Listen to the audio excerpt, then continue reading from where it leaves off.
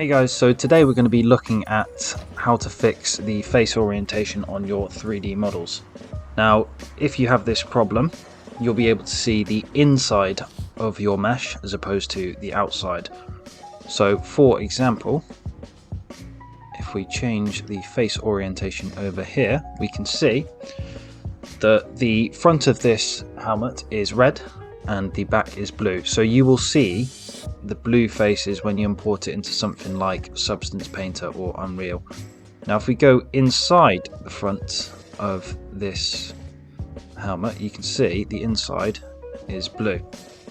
So to fix this issue, what you're going to want to do is go to edit mode, so by pressing tab, and then we're going to select all of the faces that are affected, i.e. all of the red faces, and then we're going to go up to mesh, normals and flip.